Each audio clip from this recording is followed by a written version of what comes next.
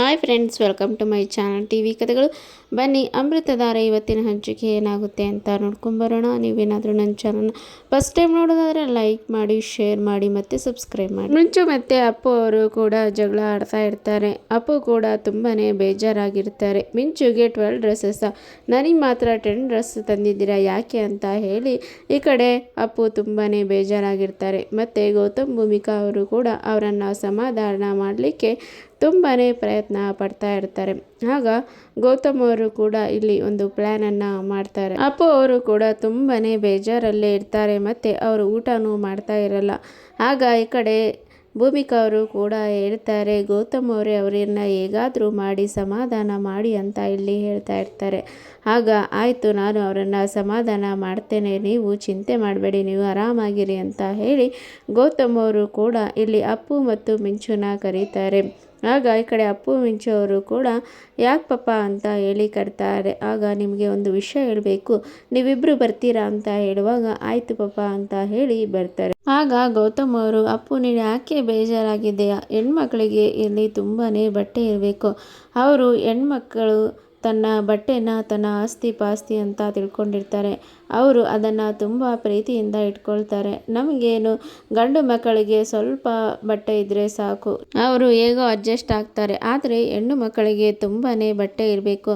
ಅವರು ಒಂದೊಂದು ಫಂಕ್ಷನಲ್ಲೂ ಕೂಡ ಒಂದು 10 ಜೊತೆ ಬಟ್ಟೆನ ಅವರು ಚೇಂಜ್ ಮಾಡ್ತಾರೆ. ಆದ್ದರಿಂದ ಅವರಿಗೆ ಬಟ್ಟೆನೇ ಅವರ ಆಸ್ತಿ ಪಾಸ್ತಿ ಆಗಿರುತ್ತೆ. ಆದ್ದರಿಂದ ಹೆಣ್ಣು ಮಕ್ಕಳಿಗೆ ಜಾಸ್ತಿ ಪ್ರಿಫರೆನ್ಸ್ ಬಟ್ಟೆಗೆ ಕೊಡ್ತಾರೆ. ಆದ್ದರಿಂದ ನಾನು ಮಿಂಚುಗೆ ನಿನಗಿಂತ 2 ಜೊತೆ ಬಟ್ಟೆನ ಜಾಸ್ತಿ ತಂದಿದ್ದೇನೆ. ಮತ್ತು ನೋಡು, ನಿಮ್ಮಮ್ಮ ಕಬೋರ್ಡಲ್ಲಿ ನಿಮ್ಮಮ್ಮನ ಬಟ್ಟೆನೇ ಜಾಸ್ತಿ ಇದೆ, ನಂದು ಎಲ್ಲೋ ಸ್ವಲ್ಪ ಮೂಲೆಯಲ್ಲಿದೆ. ಆದರೂ ಕೂಡ ನಾನು ಸುಮ್ಮನೆ ಇಲ್ವಾ? ನಾನೇನು ನಿಮ್ಮಮ್ಮನ ಹತ್ರ ನಿಂದಿಷ್ಟು ಬಟ್ಟೆ ಇದೆ ಅಂತ ಹೇಳಿ ಜಗಳ ಆಡ್ತೀನ? ನಾವಿಬ್ಬರು ಎಲ್ಲದಕ್ಕೂ ಅಡ್ಜಸ್ಟ್ ಆಗಬೇಕು, ಎಲ್ಲದಕ್ಕೂ ಹೊಂದ್ಕೊಂಡು ಹೋಗಬೇಕು.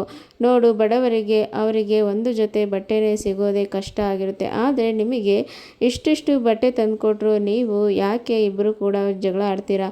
ಇಬ್ಬರು ಕೂಡ ಪ್ರೀತಿಯಿಂದ ಇರಬೇಕು, ಯಾವುದೇ ಕಾರಣಕ್ಕೂ ಜಗಳ ಆಡಬಾರ್ದು ಅಂತ ಹೇಳಿ ಈ ಕಡೆ ಗೌತಮ್ ಅವರು ಬುದ್ಧಿ ಮಾತನ್ನು ಹೇಳ್ತಾ ಇರ್ತಾರೆ. ಆಗ ಈ ಕಡೆ ಅಪ್ಪು ಮತ್ತು ಮಿಂಚು ಅವರು, ಸಾರಿ ಅಪ್ಪ, ನಾವು ಇನ್ಮೇಲೆ ಆ ರೀತಿ ಮಾಡೋದಿಲ್ಲ ಅಂತ ಹೇಳಿ ಈ ಕಡೆ ಅವರಿಬ್ಬರು ಹೇಳ್ತಾರೆ. ಆಗ ಈ ಕಡೆ ಗೌತಮ್ ಅವರು, ಅಪ್ಪ ನಿಮ್ಮನ್ನು ಸಮಾಧಾನ ಮಾಡಲಿಕ್ಕೆ ಸಾಕಾಗುತ್ತೆ ಅಂತ ಹೇಳಿ ಗೌತಮ್ ಅವರು ಕೂಡ ಇಲ್ಲಿ ಹೇಳ್ತಾ ಇರ್ತಾರೆ. ಮತ್ತು ಈ ಕಡೆ ಭೂಮಿಕಾ ಅವರು ಕೂಡ ಹೇಗೋ ಸಮಾಧಾನ ಆದರು ಅಂತ ಹೇಳಿ ಸಮಾಧಾನದಿಂದ ಇರ್ತಾರೆ.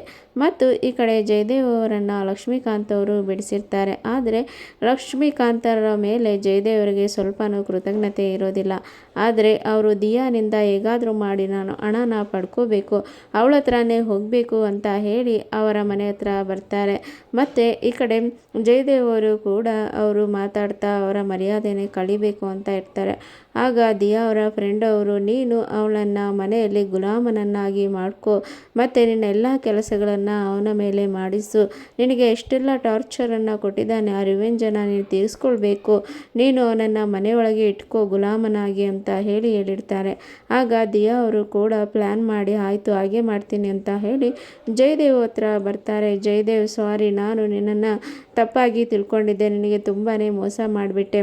ನೀನು ಇನ್ನು ಮೇಲೆ ಹೊರಗೆ ಇರೋದು ಬೇಡ, ಬಾ ನಮ್ಮನೆಯಲ್ಲೇ ಇರು ಅಂತ ಹೇಳಿ ಕರ್ಕೊಂಡು ಬರ್ತಾರೆ. ಆಗ ಜಯದೇವ್ ಅವರು ತುಂಬಾ ಪ್ರೀತಿಯಿಂದ, ಬೇಬಿ ನನ್ನನ್ನು ಒಪ್ಕೊಂಡ್ಬಿಟ್ಟೆ, ನನಗೆ ತುಂಬ ಸಂತೋಷ ಆಯಿತು, ನನ್ನನ್ನು ನನ್ನ ಬೇಬಿ ಹೀಗೆ ಬಿಡೋದಿಲ್ಲ ಅಂತ ಹೇಳಿ ನನಗೆ ಗೊತ್ತಾಯಿತು ಅಂತ ಹೇಳಿ, ನೀನು ಎಷ್ಟೇ ಕಟುಕಳಾದರೂ ನಿನ್ನ ಮೇಲೆ ಸ್ವಲ್ಪನಾದರೂ ಪ್ರೀತಿ ಇದೆ ಅಂತ ಹೇಳಿ ನನಗೆ ಗೊತ್ತು ಬೇಬಿ. ಆದ್ದರಿಂದ ನೋಡು, ನೀನು ನನಗೆ ಕರೆಯೋಕ್ಕೆ ಬಂದಿದ್ದೆ, ನನಗೆ ತುಂಬ ಸಂತೋಷ ಆಯಿತು ಅಂತ ಹೇಳಿ, ಬಾ ಜಯದೇವ್ ಬಾ ಒಳಗೆ ಅಂತ ಹೇಳಿ ಕರ್ಕೊಂಡು ಹೋಗ್ತಾರೆ. ಹಾಗೆ ಜಯದೇವ್ ಅವರ ಹತ್ರ ಕೂಡ ಇನ್ನು ಮೇಲೆ ಈ ರೀತಿ ನಾನು ಮಾಡೋದಿಲ್ಲ ಅಂತ ಹೇಳಿ ಹೇಳ್ತಾರೆ. ಆಯಿತು ಬೇಬಿ, ನೀನು ನನ್ನನ್ನು ಸೇರಿಸ್ಕೊಂಡೆ ಅಲ್ಲ, ನನಗಷ್ಟೇ ಸಾಕು ಅಂತ ಹೇಳಿ ಅಂದ್ಕೊಳ್ತಾ ಇರ್ತಾರೆ. ಮತ್ತು ಜಯದೇವ್ ಅವರು ಕೂಡ ಮನೆಯಲ್ಲಿ ಕೂಡ ಏನೇನು ಕೆಲಸ ಇದೆ ಎಲ್ಲವನ್ನು ಕೂಡ ಜಯದೇವ್ ಹತ್ರ ಮಾಡಿಸ್ತಾ ಹೋಗ್ತಾರೆ.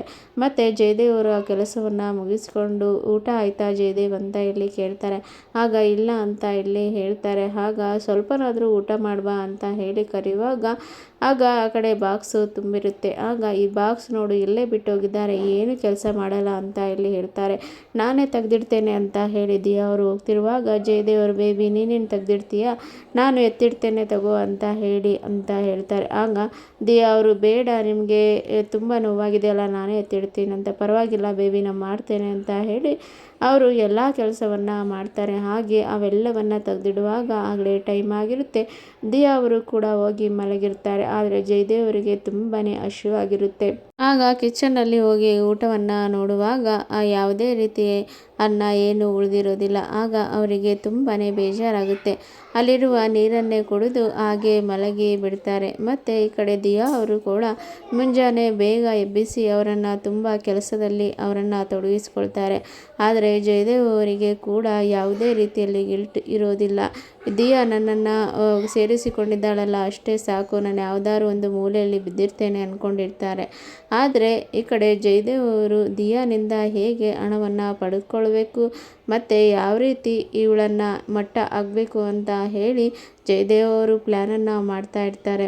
ದಿಯಾ ಅವರು ಕೂಡ ಹೇಗೋ ನನ್ನ ಗುಲಾಮನನ್ನಾಗಿ ಮಾಡ್ಕೊಂಡಿದ್ದೇನೆ, ಇನ್ಮೇಲೆ ನನಗೆ ಯಾವುದೇ ತೊಂದರೆ ಇಲ್ಲ ಅಂತ ಹೇಳಿ ದಿಯಾ ಅವರು ಅಂದ್ಕೊಳ್ತಾ ಇರ್ತಾರೆ.